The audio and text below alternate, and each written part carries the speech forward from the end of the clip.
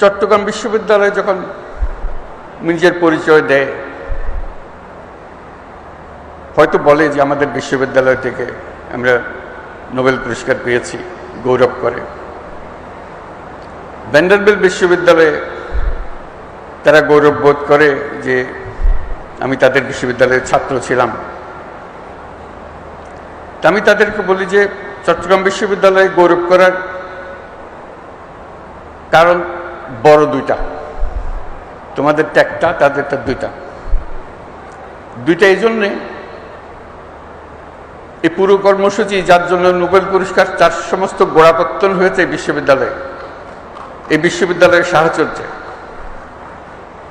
এবং সেজন্য এই বিশ্ববিদ্যালয় গৌরববোধ করতে পারে যে আমি শুধু এখানে শিক্ষক ছিলাম না, ছাত্রও ছিলাম এই বিশ্ববিদ্যালয়ের পাশের গ্রামের। সেই হিসেবে সে একটা বলতে পারে যে আমাদের বিশ্ববিদ্যালয় থেকে একটা নোবেল পুরস্কার পেয়েছে। আমি যেটাতে দৃষ্টি আকর্ষণ করছি সেটা হলো আসলে এই বিশ্ববিদ্যালয় দুটি নোবেল পুরস্কারের জন্য গৌরববোধ করতে পারে।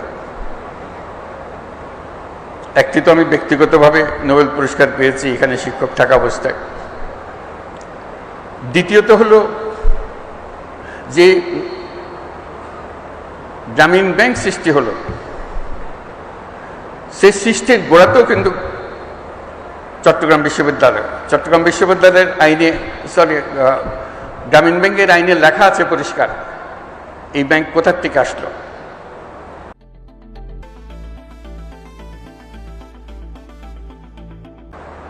এই ব্যাংকের জন্ম হয়েছে চট্টগ্রাম বিশ্ববিদ্যালয়ে অর্থনীতি বিভাগে, সেটা তার স্পষ্ট উল্লেখ আছে।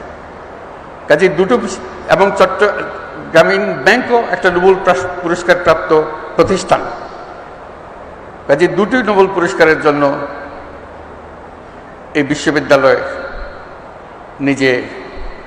নিজেদের ছাত্রছাত্রীদেরকে জানাতে পারে যে এটার ইতিহাস কি,